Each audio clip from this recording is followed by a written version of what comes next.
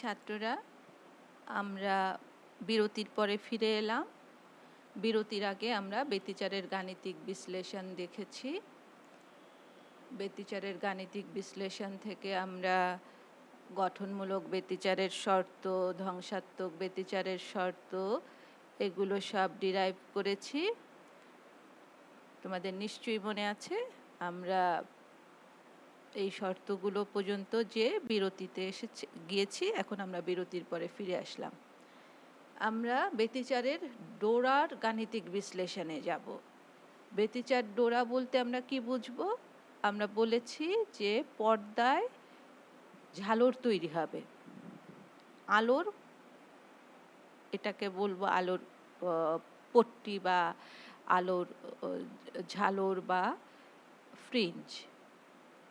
তাহলে এই ফ্রিঞ্জগুলো কেমন হবে, পর্দা থেকে তার দূরত্ব, স্লিটগুলোর দূরত্ব, এগুলোর উপর নির্ভর করবে এই ব্যতিচার ঝালরটা কেমন হবে। তাহলে তার গাণিতিক বিশ্লেষণে আমরা যাই।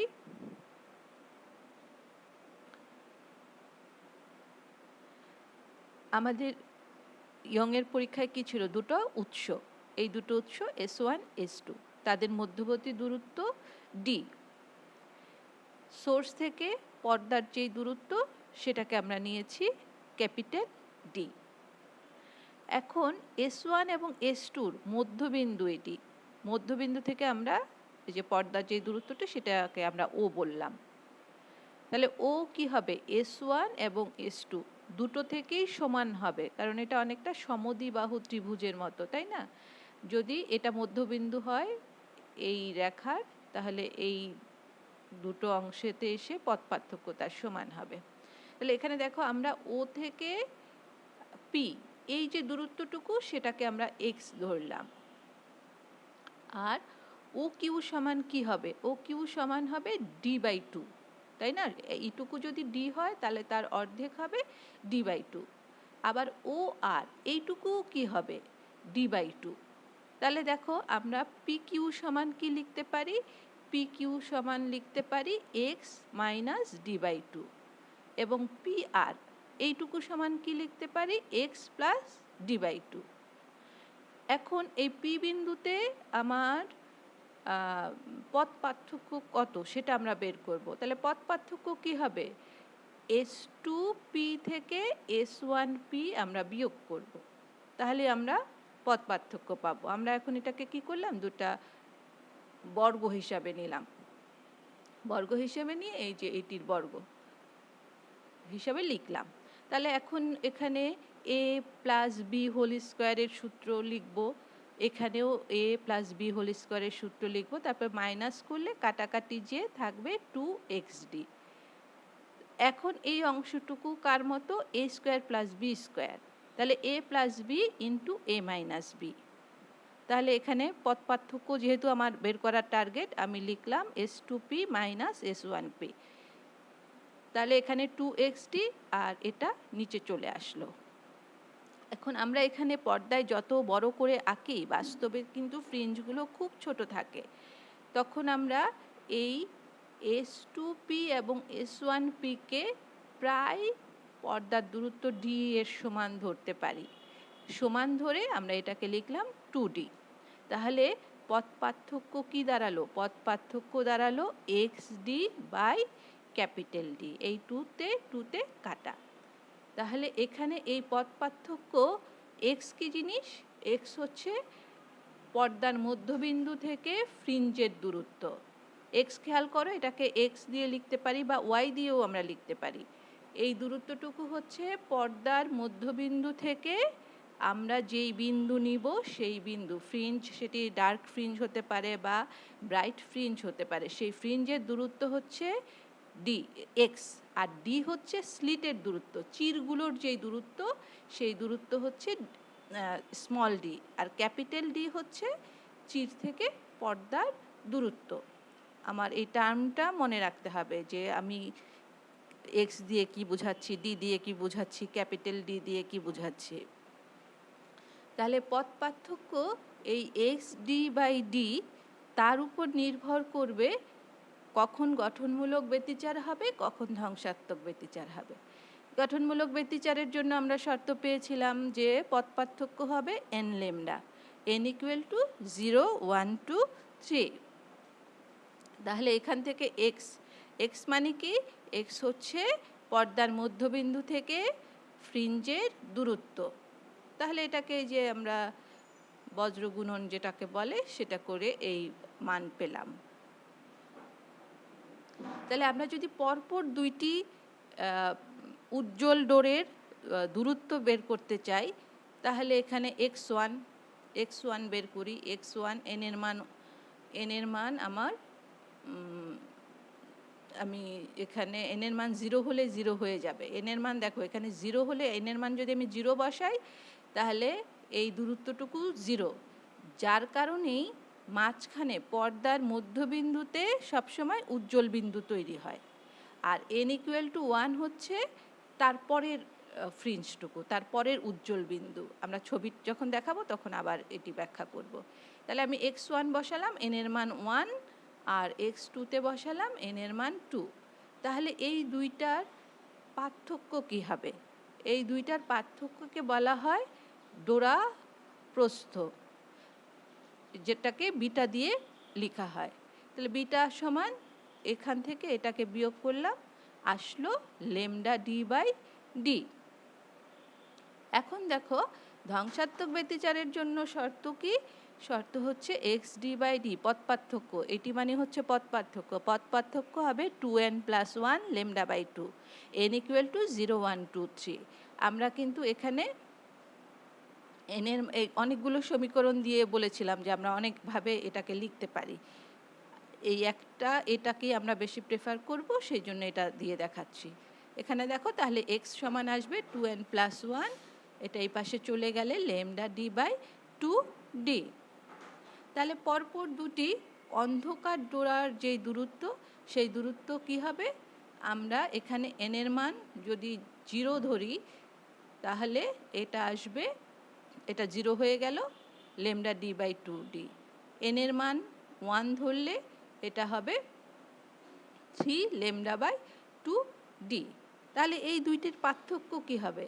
এই দুইটির পার্থক্য আমরা যদি বিয়োগ করি তাহলে দেখলাম যে ল্যামডা ডি বাই ডি, অর্থাৎ উজ্জ্বল ডোরার ক্ষেত্রে যেই পার্থক্যটুকু ছিল, অন্ধকার ডোরার ক্ষেত্রেও সেই পার্থক্যটুকু একই। তার মানে কি, পরপর দুটি উজ্জ্বল বা অন্ধকার ডোরার দূরত্ব এক। এটাকে আমরা বিটা দিয়ে লিখি। বিটা সমান হচ্ছে ল্যামডা ডি বাই ডি, ডোরা প্রস্থ। প্রস্থর একক আসবে খুব স্বাভাবিকভাবেই, এটাই আসবে মিটার। ডোরার কৌণিক সরণ। কৌণিক সরণের আগে প্রথমে ওই যে আমরা n ইকুয়াল টু 0 হলে কি হবে? n ইকুয়াল টু 0 হলে এই যে এইটি, এটাকে বলে সেন্ট্রাল ব্রাইট ফ্রিঞ্জ। n এর মান যখন 0 হবে, এই ডোরা থেকে এই ডোরা হচ্ছে পরপর দুটি ডোরা, বা এই ডোরা, এই উজ্জ্বল আলো থেকে এই উজ্জ্বল আলো, এই দূরত্বটাকে বলা হয় ডোরা দূরত্ব। ডোরা দূরত্ব, এটাকে আমরা বিটা দিয়ে লিখি। বিটার মান বা এখানে এখানে n এর মান 0, এখানে n এর মান 1, এখানে n এর মান 2, এখানে n এর মান 3, এখানে n এর মান 4। আর অন্ধকার ডোরার ক্ষেত্রে n এর মান যখন আমরা 0 বসাবো তখন এটা হবে প্রথম ফ্রিঞ্জ, প্রথম অন্ধকার বিন্দু। এটা হবে 2 নাম্বার, এটা হবে 3 নাম্বার, এটা হবে 4 নাম্বার, এভাবে। তাহলে যখন ব্রাইট ফ্রিঞ্জের কথা আসবে তখন এটাই যে 0টা ব্রাইট ফ্রিঞ্জ। এখন এই ব্যতিচারের কৌণিক সরণটা আমরা বের করব যে এখানে যখন যে অন্ধকার বিন্দু হোক বা উজ্জ্বল বিন্দু হোক, তার কৌণিক সরণ কেমন, এটা বের করার জন্য দেখো, এটা যদি থিটা হয়, আমরা ধরি এই কোণটুকু থিটা, এখান থেকে প্রথম স্লিট থেকে এখানে গেল, দ্বিতীয় স্লিট থেকে এখানে গেল। স্বাভাবিকভাবেই দ্বিতীয় স্লিটটুকু দূরত্ব বেশি, আমরা এখান থেকে দ্বিতীয় যে তরঙ্গ তার উপরে একটি লম্ব আঁকলাম। তাহলে এইটুকু হবে লম্ব বিক্ষেপ। এই লম্ব বিক্ষেপটুকুর মান কার সমান হবে? এই কোণটুকু যদি থিটা হয় তাহলে এটা লম্ব, তাহলে এখানকার সাইন থিটা যদি আমরা বের করি, এই লম্ব বিক্ষেপটা হবে তার সাইন থিটা ডি, এই দূরত্বটুকু যদি ডি হয় তাহলে এটা হবে ডি সাইন থিটা। আরেকটা জিনিস দেখো, এইটা যখন থিটা কোণ হবে, এটা লম্ব, তাহলে এই কোণটুকু হবে 90° মাইনাস থিটা। তাহলে এই পাশের কোণটুকু কত হবে? যেহেতু দুটা কোণ মিলে 90°, এই পাশের কোণটুকু তখন হবে থিটা। আবার খেয়াল করো, এই কোণটুকু যদি থিটা হয় তাহলে এই কোণটা, এটা হচ্ছে 90°, তাহলে এই কোণটা খুব স্বাভাবিকভাবেই হবে 90° মাইনাস থিটা, আর এই কোণটুকু তখন হবে থিটা। যার জন্য এই যে এখানে থিটা লিখেছে, এখানেও থিটা লিখেছে।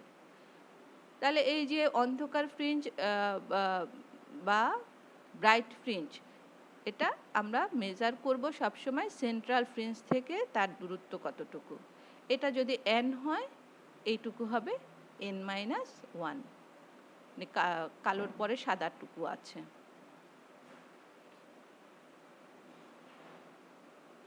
আমরা কোণের আরও হিসেবটুকু দেখি। এটা যখন থিটা হয়েছে, আমরা মাঝখানে এঁকে এটা বের করেছি। আবার এখানে যদি লম্বা করে টানি, অর্থাৎ এখানে যেই কোণটুকু হবে সেই কোণটুকু কিন্তু থিটা। দেখো এটা 90, এটা থিটা, এটা 90°, এই কোণটুকু 90° মাইনাস থিটা, তাহলে এই কোণটুকু থিটা। আবার এটা এই রেখার সমান্তরাল, আমরা যদি এই বরাবর আঁকি, অর্থাৎ এই রেখার কোণ যদি আঁকি, সেটাও কিন্তু থিটা, কারণ এই দুটো রেখা যখন সমান্তরাল হবে তখন এই কোণে, এই যে এটা সমান্তরাল, এটাকে ছেদক হিসাবে আমরা দেখে এই কোণ এবং এই কোণকে আমরা থিটা হিসাবে দেখতে পারি। তাহলে এইটুকু হচ্ছে তার পথ পার্থক্য। তাহলে তার পথ পার্থক্যটুকু কি দাঁড়ায়? পথ পার্থক্যটুকু দাঁড়ায় ডি সাইন থিটা। এই যে তার পথ পার্থক্য, সেটুকু হচ্ছে ডি সাইন থিটা। তাহলে আমরা এখন হিসেবটুকু বের করি। পথ পার্থক্য আমরা পেয়েছি এক্স ডি বাই বড় ডি, ক্যাপিটাল ডি। তাহলে পথ পার্থক্য এইটুকু হচ্ছে ডি সাইন থিটা। তাহলে সাইন থিটাকে আমরা আগেই বলেছি যে এই কোণগুলো যখন ছোট হবে, এই দূরত্ব এবং এই দূরত্ব এখানে যত বড় করে আঁকছে, আসলে সেই বিন্দুগুলো খুব কাছাকাছি, তখন আমরা সাইন থিটাকে কি টেন থিটা হিসাবেও লিখতে পারি। তাহলে আমি এখানে লিখতে পারি ডি টেন থিটা সমান এক্স ডি বাই ডি। তাহলে টেন থিটা সমান sine theta x by d. এই ডি এবং এই ডিতে চলে গেলে এক্স বাই ডি, বা সরাসরি এখানে দেখো, আমরা যদি এই কোণের ট্যান থিটা বের করি লম্ব বাই ভূমি, তাই না? ভূমি হচ্ছে ডি আর লম্ব হচ্ছে সেন্ট্রাল পয়েন্ট থেকে তার দূরত্ব, যেটাকে আমরা এক্স দিয়ে ডিনোট করেছি। তাহলে ব্যতিচারের যখন কৌণিক সরণ আসবে, তখন আমরা ট্যান থিটা সমান সাইন থিটা সমান এক্স বাই ডি। এক্স হচ্ছে মধ্যবিন্দু থেকে, পর্দার মধ্যবিন্দু থেকে ফ্রিঞ্জের যেই দূরত্ব, আর ডি হচ্ছে, ক্যাপিটাল ডি হচ্ছে পর্দার দূরত্ব।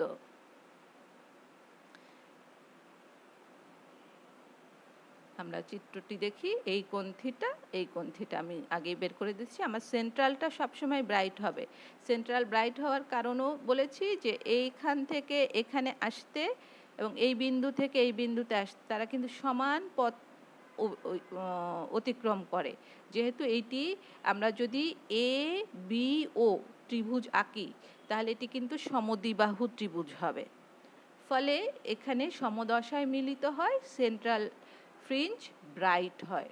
তাহলে এখান থেকে এটার দূরত্ব, এটা হচ্ছে পরপর দুটি ডোরার দূরত্ব, আর এটা ব্ল্যাকটা বললে এখান থেকে এখানে, তাহলে মাঝখানে একটা ব্রাইট ফ্রিঞ্জ। এখানে দূরত্বটুকু ডি দিয়ে দেখানো আছে, আমরা কিন্তু এই দূরত্বটুকু এ দিয়েও তোমাদের কোনো কোনো বইতে আছে। এখানে দেখো ফ্রিঞ্জগুলো মোটা মোটা, আবার এখানে ফ্রিঞ্জগুলো একটু প্রস্থ কম। তাহলে এই ফ্রিঞ্জের মান কিসের উপর নির্ভর করে আমরা একটু দেখি। বিটা পেলাম lambda d by d. Lambda তরঙ্গ দৈর্ঘ্য, আমরা যেই তরঙ্গ দৈর্ঘ্য ব্যবহার করব তার যেই সোর্স ব্যবহার করব তার তরঙ্গ দৈর্ঘ্য। তাহলে ডোরা প্রস্থ বিটার মান তরঙ্গদৈর্ঘ্য ল্যামডা এর সমানুপাতিক, অর্থাৎ বেশি তরঙ্গদৈর্ঘ্যের আলো ব্যবহার করলে প্রস্থ বেশি হবে। উৎস থেকে পর্দার দূরত্ব ডি এর সমানুপাতিক, আর উৎসদ্বয়ের মধ্যবর্তী দূরত্ব ডি এর ব্যস্তানুপাতিক। অর্থাৎ পর্দার দূরত্ব যদি কম হয় তাহলে বিটা প্রস্থ বাড়বে। ব্যস্তানুপাতিক সম্পর্কে একটির মান বাড়লে অন্যটির মান কমে, আর সমানুপাতিক হলে মান বাড়লে এর মানও বাড়বে। তাহলে ইয়ংয়ের দ্বিচির পরীক্ষার সাহায্যে আমরা কি করতে পারি? আমরা তরঙ্গ দৈর্ঘ্য নির্ণয় করতে পারি। যেহেতু বিটা সমান ল্যামডা ডি বাই ডি, তাহলে ল্যামডা সমান দাঁড়াবে বিটা ডি বাই ডি। তাহলে আমরা যদি এই পর্দার দূরত্ব মাপি কতটুকু, আর উৎসটা কত দূরত্বে রাখলাম সেটা মাপতে পারি, এবং ফ্রিঞ্জ যেটা তৈরি হলো, আলোর ঝালর যেটা তৈরি হলো, সেটার যদি প্রস্থ মাপতে পারি, আমরা প্রস্থ মাপি। তোমরা যেমন বায়োলজিতে মাইক্রোস্কোপ দিয়ে দেখো, এখানেও এক ধরনের মাইক্রোস্কোপ দিয়ে এই যে দূরত্বটুকু ফ্রিঞ্জের, সেখানে ভার্নিয়ার স্কেল এবং স্লাইড ক্যালিপাস থাকে, সেটা দিয়ে এই যে ফ্রিঞ্জের একটা ফ্রিঞ্জ থেকে আরেকটা ফ্রিঞ্জের কত দূরত্ব সেটা মেপে আমরা তরঙ্গ দৈর্ঘ্য বের করতে পারি। তাহলে ইয়ংয়ের দ্বিচির পরীক্ষার সাহায্যে আমরা কি করতে পারি? আলোর তরঙ্গ দৈর্ঘ্য নির্ণয় করতে পারি।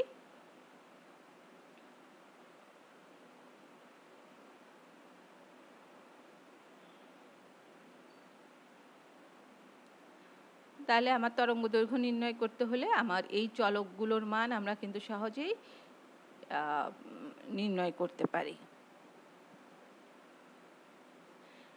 এখন দেখো, ডোরা প্রস্থ ও ডোরা ব্যবধান এই নামে তোমাদের বইতে দুটা টার্ম ব্যবহার করা হয়েছে, আর এখানে আমি প্রশ্নবোধক দিয়েছি যে এই টার্ম দুটো মানে আমাদের উচ্চ মাধ্যমিক বইতেই আমরা এভাবে পাই, আমি আর অন্য কোথাও এভাবে দুটা টার্ম পাই না।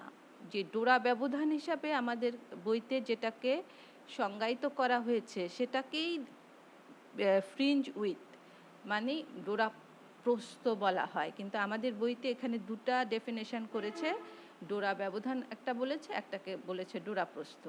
ডোরা প্রস্থ বলতে বুঝিয়েছে একটা ডোরা, ধরো এই যে কালো ডোরা, এটা কতটুকু। আর ডোরা ব্যবধান বলতে বুঝিয়েছে এই কালো ডোরাটা থেকে এই কালো ডোরাটার দূরত্ব কতটুকু। এই দূরত্বটুকু যদি আমরা মাপি তাহলে দেখো কেমন হয়। এখানে আমি একটা গ্রাফের মাধ্যমে দেখাচ্ছি। ধরো এখানে প্রত্যেকটা ফ্রিঞ্জ আমরা পেয়েছি যে প্রত্যেকটা ফ্রিঞ্জের প্রস্থ সমান। ধরো এখানে 50 ইউনিট করে যদি থাকে, তাহলে এখান থেকে এই দূরত্বটুকু কতটুকু আমরা হিসাব করব। আমরা কি 150 থেকে 0 বাদ দিব, নাকি 100 থেকে 0 বাদ দেব? এখান থেকে এটার দূরত্ব যদি মাপতে চাই, আমি যদি এখান থেকে মেজার করা শুরু করি যে এই বিন্দু থেকে, তাহলে এটা থেকে এই দূরত্ব হচ্ছে এইটুকু, তাই না? আবার যদি আমি উপরের রেখাকে লেভেলিং ধরি, এখান থেকে মাপি যে এই যে ফ্রিঞ্জটুকু, সেই ফ্রিঞ্জের দূরত্বটুকু আমি এখান থেকেও মাপতে পারি বা এখান থেকেও মাপতে পারি, বা মধ্যবিন্দু, আমরা তো মূলত মধ্যবিন্দু থেকে মাপবো। আমি এখানে হিসেবের সুবিধার জন্য তোমাদেরকে এভাবে দেখাচ্ছি। তাহলে এখান থেকে আমি যদি মেজার করি তাহলে আমাকে এইটুকু মাপতে হবে, আবার এখান থেকে যদি মেজার করি তাহলে এইটুকু মাপতে হবে। তো যেভাবেই মাপি আমার মাঝখানে কি হবে? দুইটা ফ্রিঞ্জ হবে, একটা কালো এবং একটা সাদা। তার মানে আমি মাপবো কি 100 থেকে বাদ দিব 0, কিংবা আমি 150 থেকে বাদ দিব 50। তাহলে দুই ক্ষেত্রেই মান কত আসবে? 100। মানে ডোরা প্রস্থ, ডোরা ব্যবধান তোমাদের বইতে এভাবে বলেছে, ডোরা ব্যবধান, এটাকে ডোরা ব্যবধান বলেছে, আর ডোরা প্রস্থ বলেছে ডোরা ব্যবধানের অর্ধেক। যেহেতু তোমাদের বইতে এভাবে আছে, প্রশ্নেও এভাবে আসে, তা সেই জন্য আমি এটা এভাবে দেখিয়ে দিচ্ছি। আমাদের যেহেতু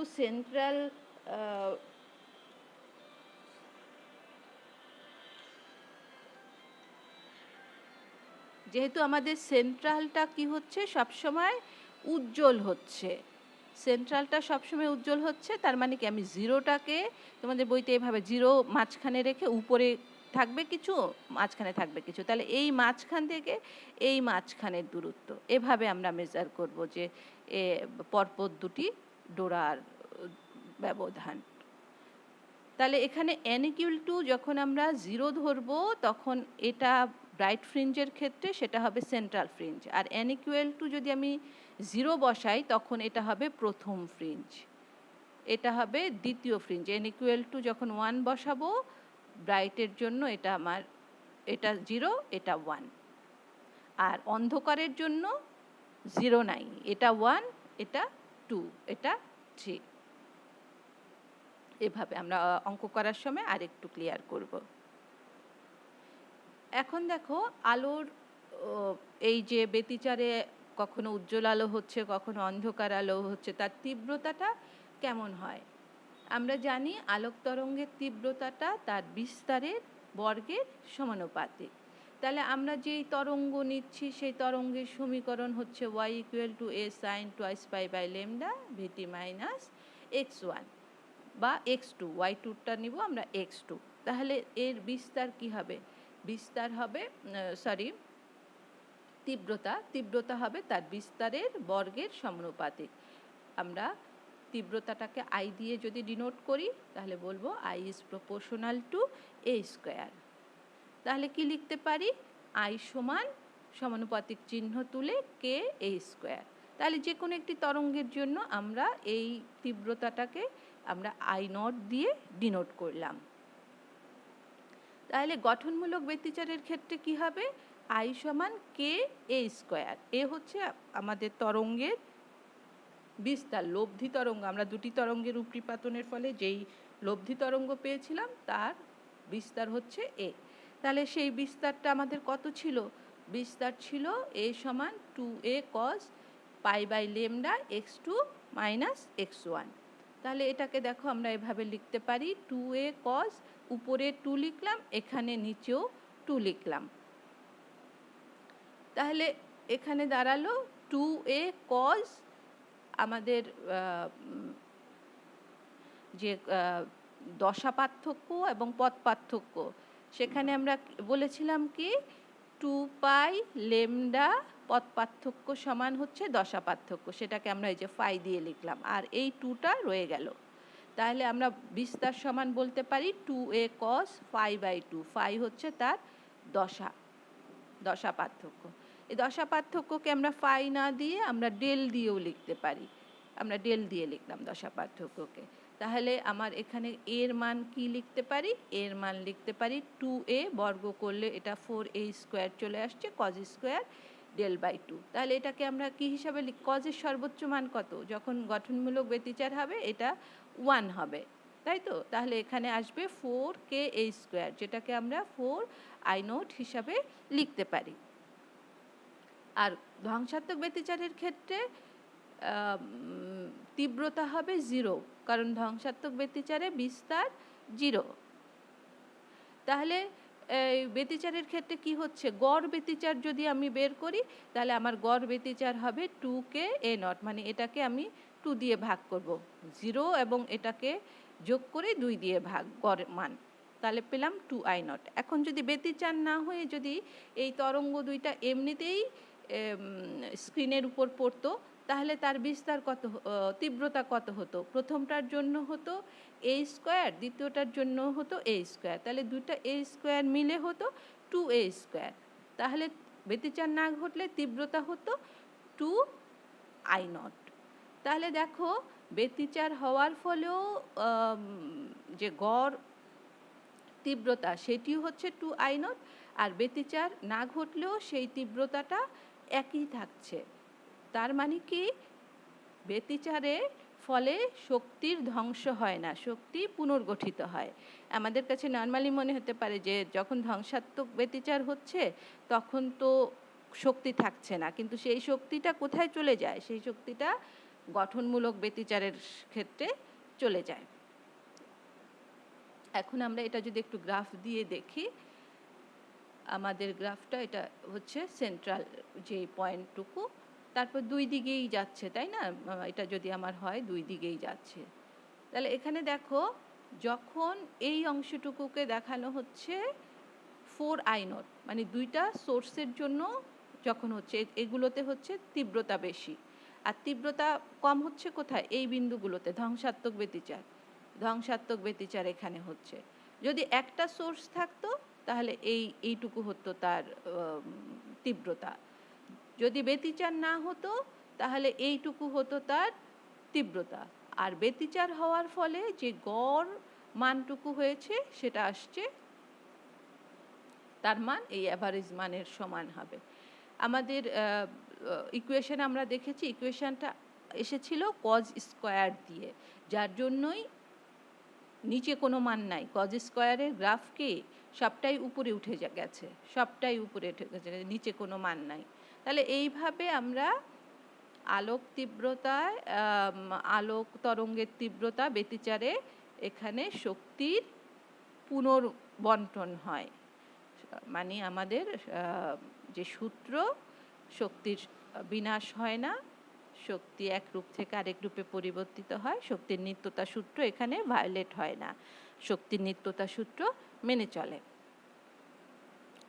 কিছু এমসিকিউ প্রশ্ন বলছি, যাতে তোমরা এগুলো বিভিন্ন বোর্ডে আসা প্রশ্ন, আমরা যেগুলো বলেছি তোমরা নিজেরাই এগুলো উত্তর দিতে পারবে। পানির তৈল ফোঁটাকে রঙিন দেখায় কেন? এটি আলোর কোন ঘটনাকে সমর্থন করে? প্রতিসরণ, সমবর্তন, ব্যতিচার, অপবর্তন। দশা পার্থক্য ও পথ পার্থক্যের অনুপাত কত? পথ পার্থক্য এবং দশা পার্থক্য দিয়ে তোমাদের ফার্স্ট পেপারেও তরঙ্গ অধ্যায়ে কোশ্চেন আসে, আবার সেকেন্ড পেপারেও এই অধ্যায় থেকে প্রশ্ন আসে। তাহলে এটা আমি অনেকবার অনেকগুলো স্লাইড দিয়ে দেখিয়েছি, নিজেরা বের করবে। ইয়ংয়ের দ্বিচির পরীক্ষায় পাশাপাশি দুটি উজ্জ্বল ডোরা গঠনের জন্য তরঙ্গদ্বয়ের মধ্যে পথ পার্থক্য কত? পরপর দুটি উজ্জ্বল ডোরা মানে একটা ডোরা থেকে আরেকটা ডোরার যেই দূরত্ব, সেই দূরত্বের মধ্যে পথ পার্থক্য কত, সেটি জানতে চেয়েছে।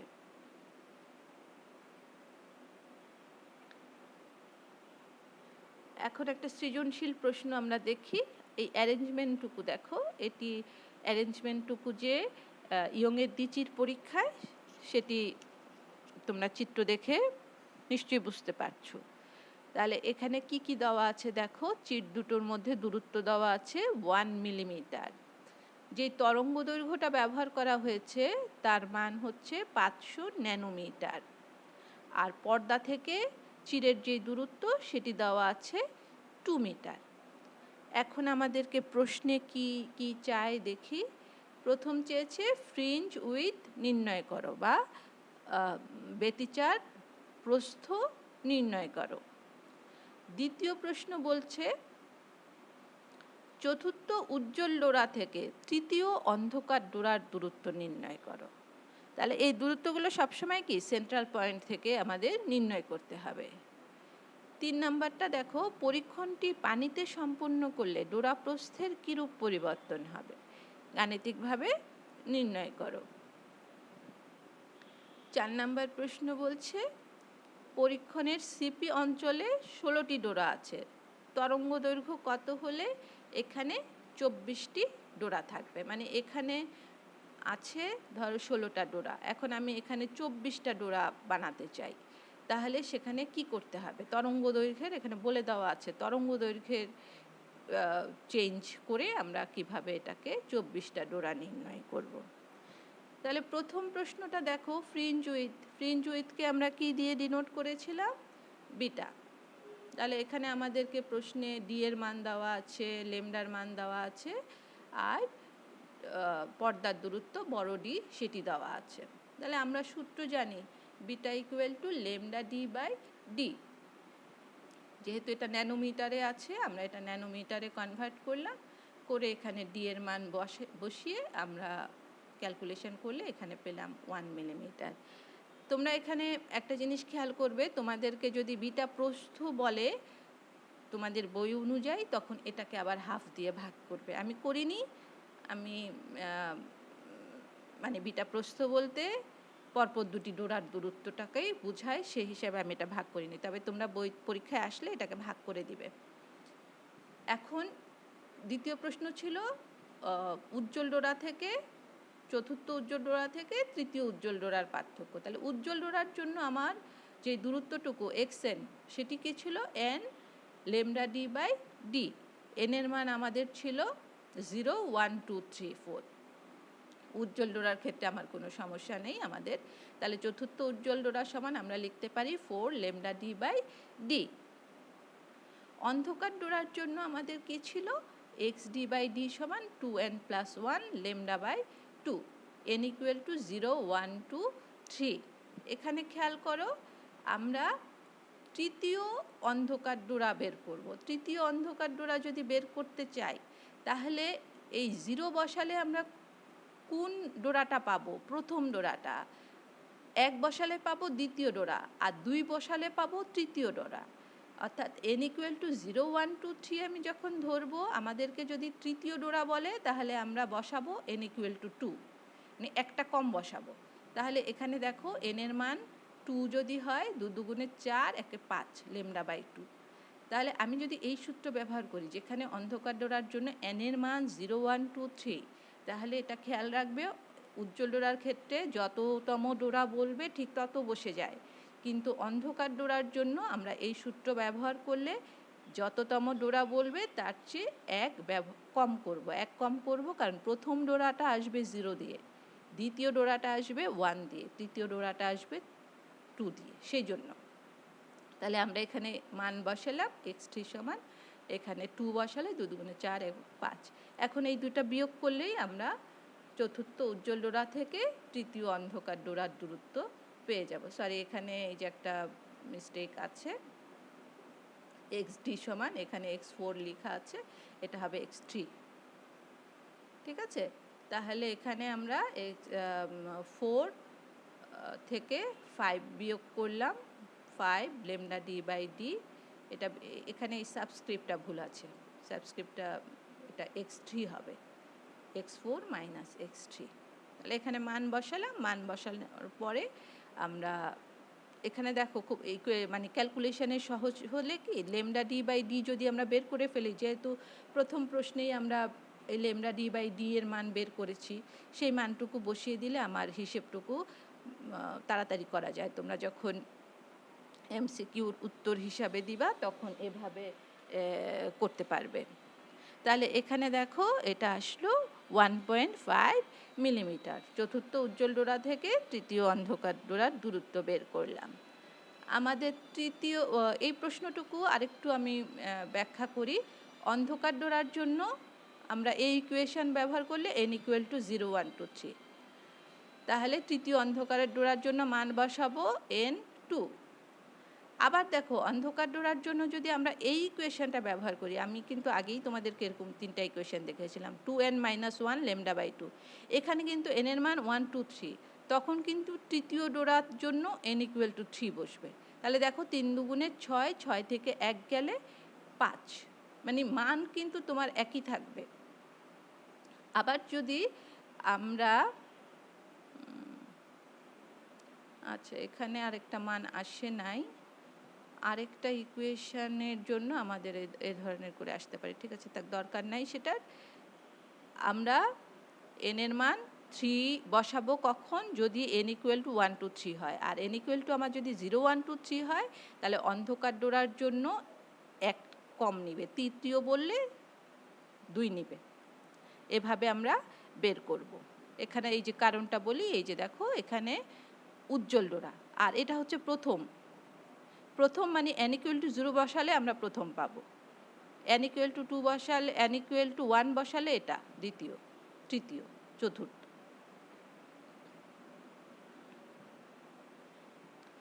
পরীক্ষণটি পানিতে সম্পন্ন করলে ডোরা প্রস্থের কিরূপ পরিবর্তন হবে গাণিতিকভাবে নির্ণয় করো।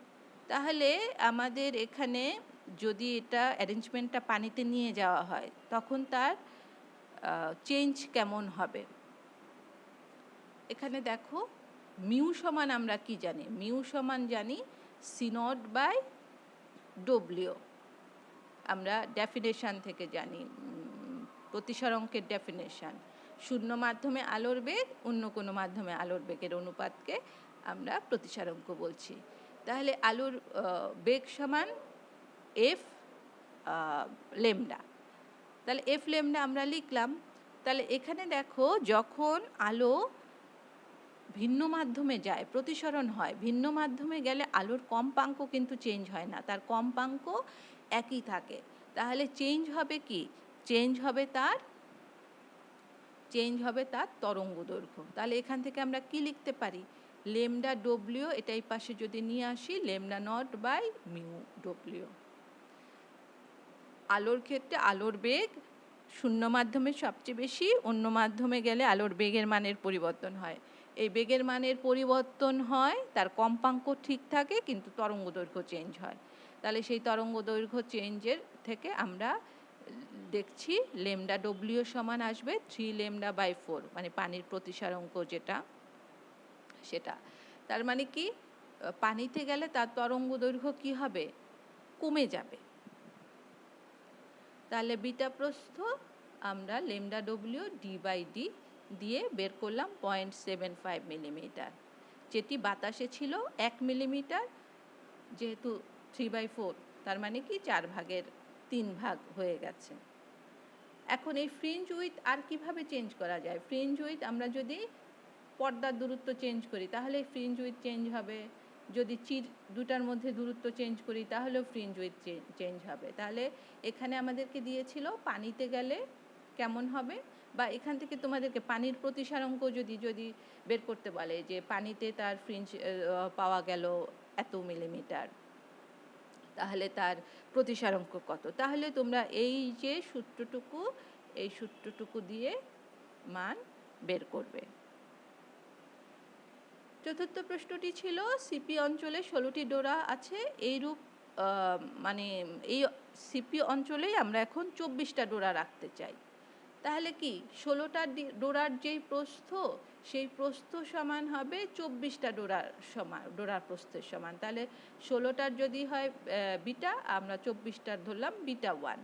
তাহলে এখানে আমরা বের করি যে 16 বিটার মান এখানে ধরলাম লেমডা ডি বাই ডি, আর এই চেঞ্জ ফ্রিঞ্জ সেটিকে ধরলাম লেমডা 2 ডি বাই ডি। আমাদের তরঙ্গ দৈর্ঘ্যের পরিবর্তন করতে বলেছে, তাহলে এখান থেকে লেমডা 2 এর মান আমরা পেয়ে যাচ্ছি।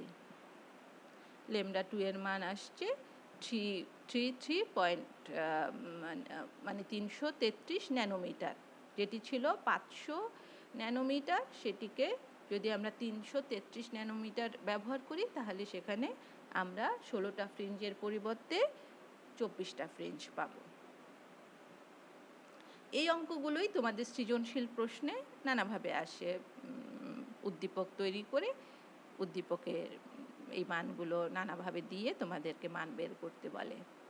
আরেকটা সৃজনশীল দেখো, এখানে দেওয়া আছে একই অ্যারেঞ্জমেন্ট। এখানে পর্দার দূরত্বটুকু বলা আছে 1.5 আর পর্দার দূরত্ব 2 মিটার। আর এখানে আরেকটি মান দেওয়া আছে বিডি। বিডি মানে হচ্ছে এই পথ পার্থক্যটুকু, তাই না? এই পথ পার্থক্যটুকু দেওয়া আছে 2700 অ্যাংস্ট্রম। অ্যাংস্ট্রম মানে হচ্ছে 10⁻⁻10 মিটার।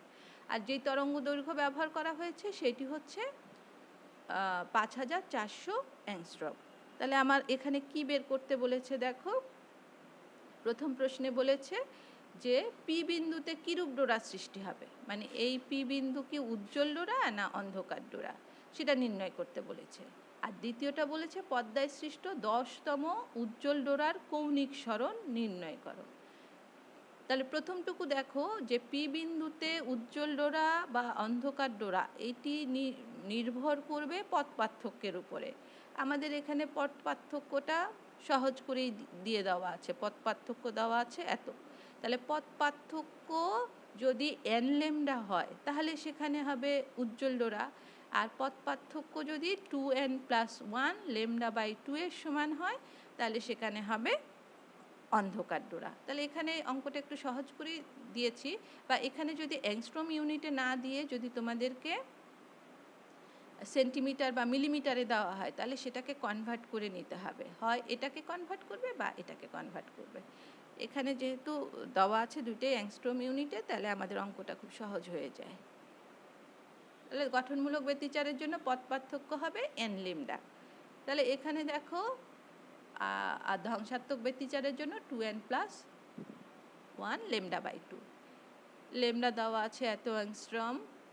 তাহলে পথ পার্থক্য এটাকে গুণ করলেই আমরা পেয়ে যাচ্ছি। দেখো পথ পার্থক্য n এর মান যদি 2 বসাই তাহলেই কিন্তু এই মানটুকু আমার আসে।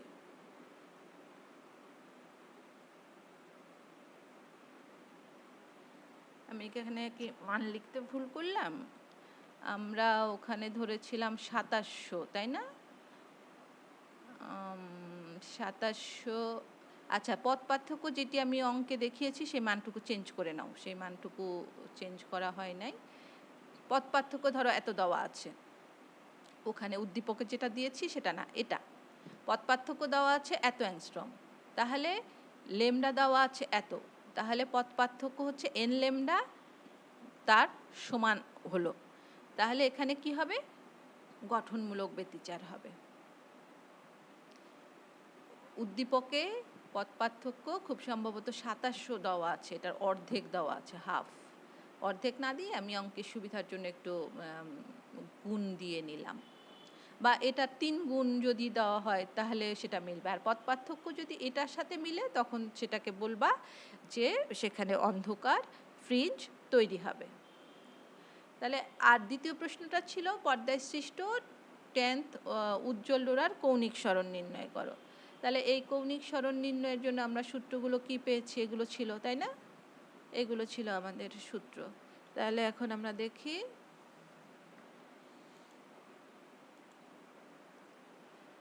সূত্র, আমার মূল সূত্র এটা। তাহলে 10তম উজ্জ্বল ডোরার দূরত্ব প্রথমে আমরা বের করে নিলাম। যদি অন্ধকার বলতো 10তম অন্ধকার ডোরা, তাহলে আমরা সেখানে n এর মান 9 বসাতাম। তাহলে এখান থেকে 10তম উজ্জ্বল ডোরা দূরত্ব বের হয়ে গেল, মানে tan থিটাতে যে আমরা x এর মান বসাবো সেই x এর মান বের হয়ে গেল এটা। তাহলে এবার tan থিটা সমান x/d মান বসালে সেটার মান আসলো এত। এখন এটাকে যদি আমরা ডিগ্রিতে নেই 0.206 ডিগ্রি কৌণিক সরণ। এটাকে ইচ্ছা করলে আমরা সাইন থিটা দিয়েও বের করতে পারি, একই মান আসবে। তাহলে তোমাদের ওখানে উদ্দীপকে আমি কি যে বলে পথ পার্থক্য যেটা দিয়েছি সেটা চেঞ্জ, পথ পার্থক্যটা ঠিক দেইনি আমি, আবার কারেকশানে যাচ্ছি না, কারেকশানে গেলে এটাকে আমার আবার পুরাটা রেকর্ড করতে হবে। তাহলে তোমরা ওইটা কারেকশানে নিবা যে ওখানে 2700 দেখানো হলেও সেটা 2700 না, সেটা 10800 যেটা অঙ্কে দেখিয়েছি। তাহলে এই যে 6টা অঙ্ক দেখালাম, এই 6টা অঙ্ক করলে মোটামুটি সৃজনশীল প্রশ্নে যেই তোমাদের যে সূত্রগুলো লাগে বা যে ধরনের স্ট্রিম দেওয়া হয় তা মোটামুটি কভার হয়। আর সবচেয়ে বড় কথা যেটি, যে একদম হুবহু অঙ্ক তুমি পরীক্ষার সময় পাবা সৃজনশীল প্রশ্নে, সেটা আশা করা যায় না। কারণ সৃজনশীল প্রশ্নের উদ্দেশ্যই হচ্ছে তুমি একটা নতুন স্ট্রিম নিয়ে যেন পরীক্ষা দাও, সেই পরীক্ষার সময়ই যেন সেই প্রশ্নটা তোমার কাছে আসে, তুমি সেটা করতে পারো কি না। আর সেখানে কমন পড়লে তো ভালো কথা, কমন না পড়লেও আমরা যদি থিওরিগুলো ভালো করে বুঝি তাহলে আমরা উত্তর করতে পারি। আশা করি তোমরা এই যে সমাধানগুলো দেখালাম এগুলো তোমরা চর্চা করবে, বোর্ডে যেই প্রশ্নগুলো আসছে সেগুলো সমাধান করবে, এই কাজগুলো বাসায় করবে। তাহলে আজকে শেষ করছি এখানে। সবাইকে অনেক অনেক ধন্যবাদ। সবাই ভালো থাকবে, স্বাস্থ্যবিধি মেনে চলবে। ধন্যবাদ।